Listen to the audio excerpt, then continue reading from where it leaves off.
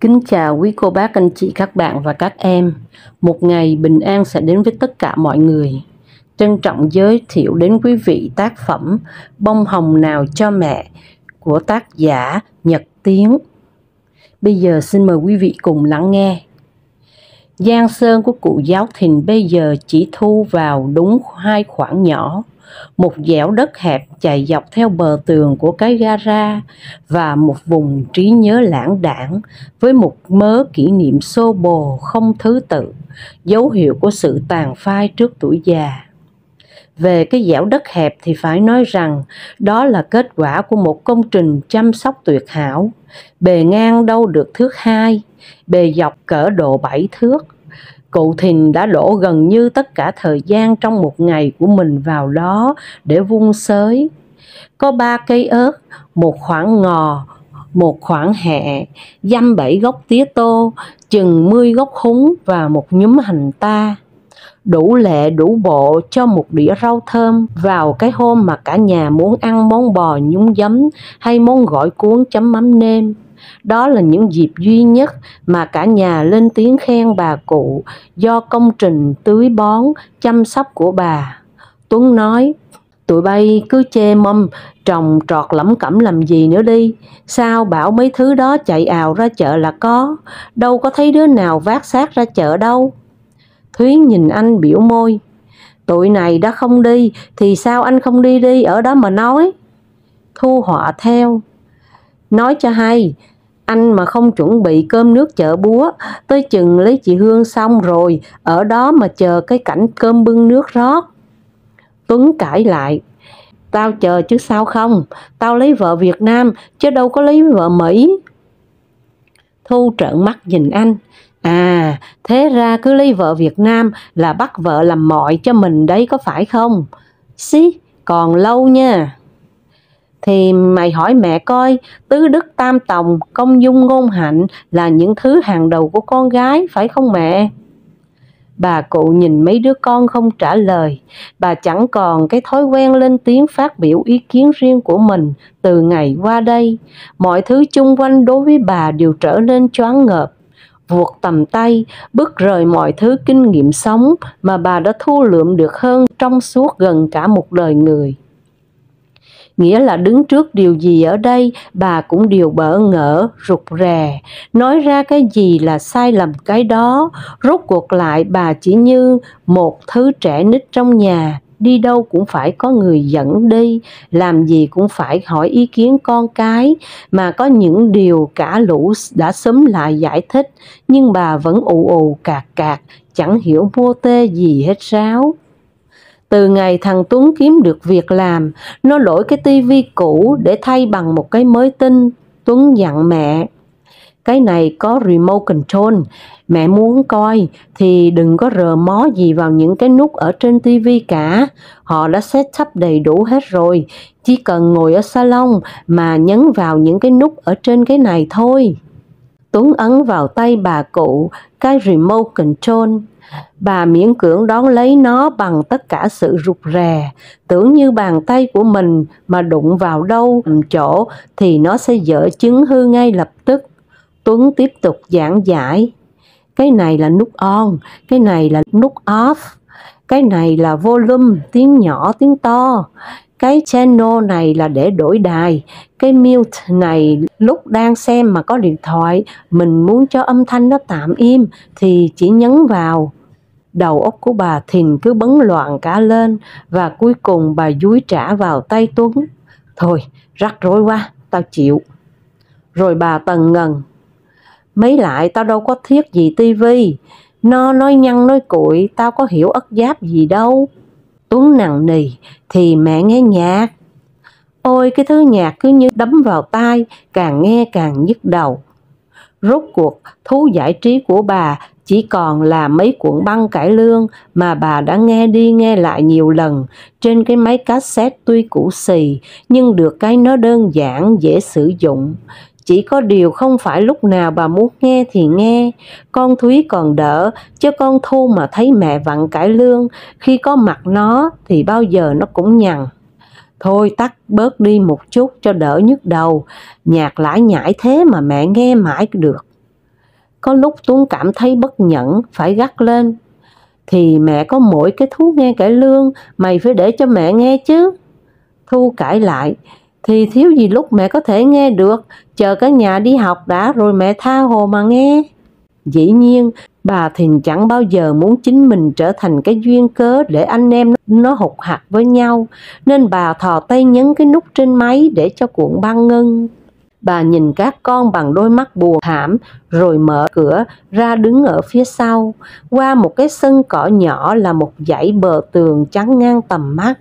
Dãy tường quét bằng vôi màu hồng sậm, dưới ánh nắng chói chang của mặt trời tháng 6, bà thấy nhức mắt. Bà lại nghĩ đến cái giang sơn nhỏ bé của mình, khu vườn nhỏ, 1 thước 2 bề ngang, 7 thước bề dài, có hẹ, có húng, có ngò, có tía tô. Mấy tuần trước gặp cụ cả Phong ở ngoài chợ, cụ có hứa sẽ bứng cho bà mấy rễ rau diếp cá khi nào bà tới chơi. Bà hoan hỉ báo tin cho lũ con ở nhà với lời đề nghị rụt rè: bữa nào rảnh có đứa nào lái xe chở mẹ tới lấy rau diếp cá về trồng. Thúy nhúm vai lè lưỡi: eo ơi, rau diếp cá thì con chào thua, chỉ nghĩ tới là đã muốn xỉu rồi. Thu nói: me too, rau gì mà mùi tanh thấy ớn. Lại đến lượt Tuấn phải can thiệp vào: thì tùy gu mỗi người chứ, rau diếp cá có biết bao nhiêu người thích ăn, tụi bay không ăn nhưng mẹ ăn, cứ lái xe đưa mẹ tới để mẹ xin về mẹ trồng. Thúy nói: tuần này em có hẹn, thứ Bảy phải tới phụ đằng con Liên làm sinh nhật của nó, Chủ nhật thì bạn của anh có party, mời cả em đấy thôi. Tuấn quay sang Thu: vậy con Thu đưa mẹ đi, weekend này mày làm gì? Thu hỏi ngay: thế còn anh làm gì? Tuấn trừng mắt nhìn em, thì mặt con nhỏ cũng vênh đáp lại. Thế là bà giáo Thìn lại vội vã xen vào hòa giải: chẳng tuần này thì tuần sau, đâu có vội. Nhưng cái tuần sau đó đã trôi qua cả tháng nay rồi mà bà vẫn chưa có dịp ghé lại được đằng cụ cả Phong. Câu chuyện rau diếp cá chỉ thoáng qua trong giây lát rồi mọi người đã quên đi, trừ bà giáo. Hồi còn ở quê nhà, bà là người nghiện ăn trầu, xỉa thuốc vào hạng nặng. Khi còn sinh thời, ông giáo ưu ái trồng riêng ở vườn sau, trong căn nhà khang trang ở Sài Gòn, cho bà một dàn trầu không leo kín cả một mái liếp. Có lẽ trong cái vùng trí nhớ lãng đãng của bà, hình ảnh sâu đậm nhất đối với bà không chỉ là kỷ niệm của một thời còn nghiện trầu và được ăn trầu, mà còn là sự gợi nhớ lại tất cả tấm lòng yêu thương mà ông giáo đã dành cho bà. Khi ông giáo mất đi, giàn trầu vẫn xanh tốt. Nhiều hôm ra hái trầu, bà đã đứng nép ở sau giàn cây mà khóc sụt sùi một mình.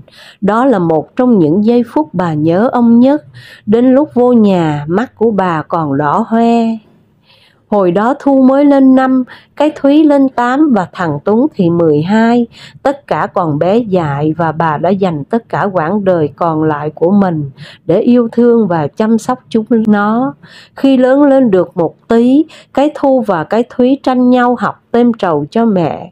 Nhìn những bàn tay xinh xinh bụ bẫm của hai đứa trịnh trọng xếp từng nếp trên lá trầu để hoàn tất những miếng trầu méo mó, xô lệch, bà cảm thấy lòng hết sức thoải mái vì yên vui. Nhưng từ ngày qua tới đây, cả hai đứa đều đồng thanh đề nghị mẹ phải bỏ cái thói quen nhai trầu.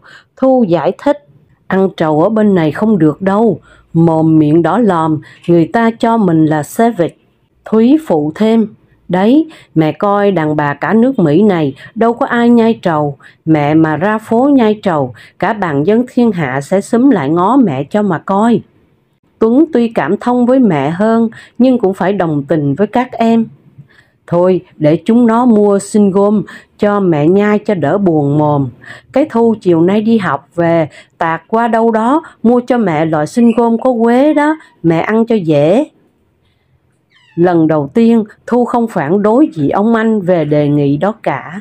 Có lẽ vì nhiệm vụ tiêu diệt cái thói quen nhai trầu của bà Áo là một nhiệm vụ trọng đại mà tất cả mọi người trong nhà đều phải xúm lại, góp công sức vào để quật ngã nó. Cho nên Thu sốt sắng, khuân về đủ loại kẹo cao su, thứ dẹp và dài có, thứ viên vuông vuông màu trắng có, và dĩ nhiên có cả loại dentil mùi quế mà Tuấn đã đề nghị nữa. Bà giáo thấy con mua tốn tiền đã giãy nảy lên: làm gì mà mày khuân về lắm thế, bỏ thì bỏ, chứ việc gì phải nhai kẹo cao su. Rồi bà nói tiếp giọng buồn buồn: nhập gia cũng phải tùy tục chứ. Quả nhiên bà giáo bỏ đứt cái thói quen ăn trầu, bà cũng chẳng cần dùng đến một chiếc kẹo nào do Thu mua về. Thói quen ấy của bà có thể đã bị tiêu diệt, nhưng dàn trầu không xanh trong trí nhớ của bà thì chẳng bao giờ bà có thể quên. Những hôm cả nhà đi vắng hết, bà ngồi thu lưu trên bộ salon ở phòng khách, nhìn ra khung cửa kính sáng lòa. Thân hình còm cõi của bà co gọn trên chiếc sofa rộng thênh thang, trông lạc lõng và cô đơn như một con mèo già. Mái tóc của bà mới đó có vài năm đã bạc trắng ra. Bà dương cặp mắt hấp háy nhìn ra sân sau, lòng thì nghĩ như mình đang ngồi trong căn phòng khách nhỏ bé ở Sài Gòn, nhìn ra khoảng vườn có dàn trầu không leo lên những tấm nang tre do chính bàn tay của ông giáo đã dựng lên. Bà nghe như ở phía bên kia bờ tường có tiếng động cơ xích lô máy chạy qua con đường bên hông chợ. Bà cũng như nghe thấy cả tiếng ồn ào từ cái máy nước công cộng, tiếng hàng quà rong rao lạnh lót, có cả tiếng con tàu từ Biên Hòa chạy qua cổng xe lửa vang lên sậm xịt. Quê hương thật đã xa tít mù và chỉ còn tồn tại trong cái khoảng trí nhớ lãng đãng của bà. Những ngày mới qua Mỹ, lúc bố mẹ con ngồi ăn cơm với nhau, mỗi người thi nhau nhắc chuyện dĩ vãng, kỷ niệm cũ với ông giáo, kỷ niệm cũ với Sài Gòn, trường học, đường phố, bà con, bạn bè. Lâu dần rút cuộc, chỉ còn lại mỗi bà giáo là thích nghe và thích kể chuyện quê nhà.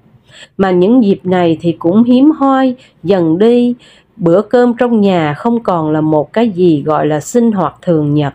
Buổi trưa lũ trẻ ăn ở trong trường, đến chiều mỗi đứa về một giờ giấc.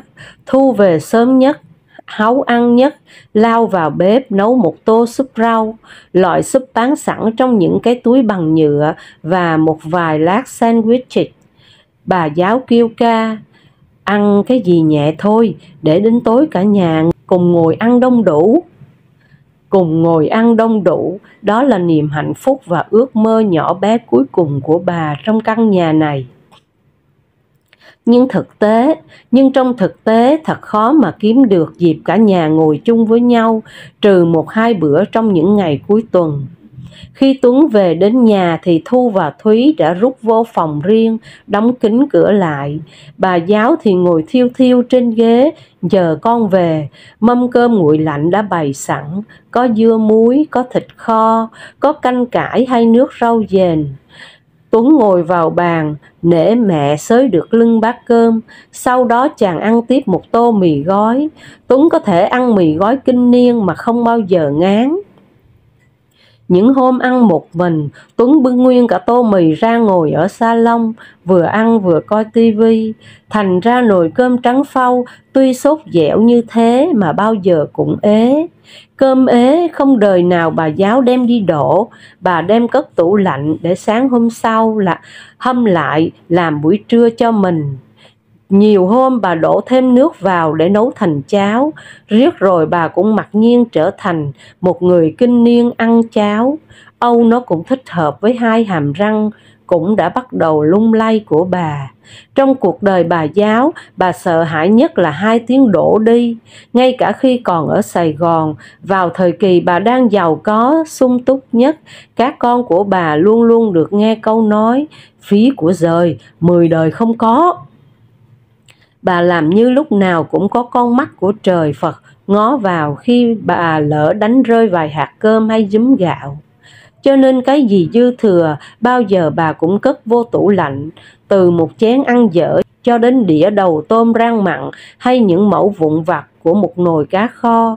Có lần Thúy phải kêu lên: "Mẹ suốt đời ăn đồ ăn thiếu, coi chừng mắc bệnh, kính chả bỏ phiền, mà ở bên này đồ ăn thiếu gì?" Bà giáo cãi lại: "Mẹ mày, thiêu đâu mà thiêu." Thu cũng bực bội chen vào: "Không thiêu thì cũng đun đi đun lại cả tuần, mẹ không đổ đi thì con đổ cho mà coi." Và Thu làm thật. Chờ lúc bà giáo lúi húi ở vườn sau, Thu dọn sạch banh cái tủ lạnh.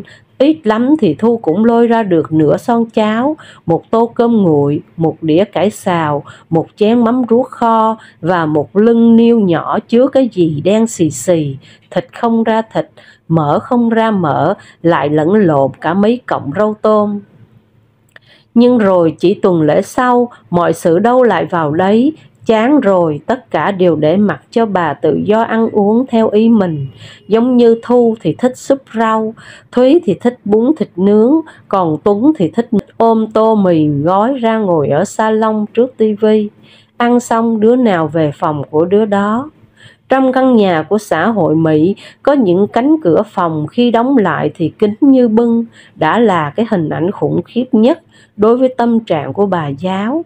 Khi bầy con của bà rút vô phòng rồi thì bà không biết chúng nó đang làm gì ở trong đó, hay nhỡ có chuyện gì không may xảy ra đối với chúng nó. Đứng ở ngoài hành lang thấp thoáng ánh đèn vàng vọt úa héo, bà với chúng nó tuy thật gần nhau về khoảng cách, nhưng tâm tình thì thật đã xa cách nghìn trùng. Đến nỗi bà nhiều khi có cảm giác như những cánh cửa phòng vô tri kia đã cắt lìa bà ra khỏi cuộc đời của chúng nó. Nào chúng nó có biết rằng rất nhiều hôm mũi lòng, bà đã tựa đầu vào vách gỗ để sụt sùi khóc mùi. Hồi ngày xưa, bà có thể nắm vững tình hình sinh hoạt hàng ngày của từng đứa. Về quần áo, mỗi đứa có bộ nào, chiếc quần nào của Tuấn có vết mạn, cái áo nào của Thúy hay Thu sức chỉ, hay được đơm lại khuy, vết xước trên tay Thu khởi sự từ bao giờ và nó đã được chữa trị ra sao. Hôm nào thì liền da, bông vẫy, thậm chí đến từng cái răng lược bị gãy, cái quai dép bông keo hay chiếc khăn tay bị ố màu mực tím. Nhất bà giáo đều nắm vững như tất cả những thứ đó nằm trên đường chỉ tay của bà. Còn bây giờ bà rất hiếm hoi có dịp được bước chân vô phòng của cả mấy đứa. Muốn kêu đứa nào bà phải đứng ngoài gõ cửa. Nhiều hôm cái Thu hay Thúy chỉ hé một chút xíu cánh cửa gỗ rồi thò đầu ra, trao đổi vài câu ngắn ngủi với bà rồi lại khép sập lại. Bà thấy rõ các con đã vượt xa tầm tay của bà, mỗi đứa đều có thế giới riêng của mình, kể cả nghĩa đen lẫn nghĩa bông. Một lần Tuấn bị đau nằm liệt trên giường 3 ngày liền. Ôi thôi, bà giáo thấy mình linh hoạt hẳn lên. Bà lăn xăng nấu cháo nóng, thái củ hành, vắt nước cam, giặt khăn nước lạnh, pha hộp sữa, quơ đồ cũ của Tuấn mang giặt và đem phơi. Bà tự do ra vô căn phòng của Tuấn mà không cần gõ cửa. Bà lại có thể ngồi hàng giờ ở cuối chân giường của Tuấn, lâu lâu lại sờ đầu, sờ chân, kéo mép chăn, căng mép vạt trải giường và nghe ngóng từng hơi thở khó khăn nặng nề của Tuấn. Nhưng sự bận rộn đầy yêu thương và hạnh phúc đó của bà chỉ kéo dài được 3 ngày.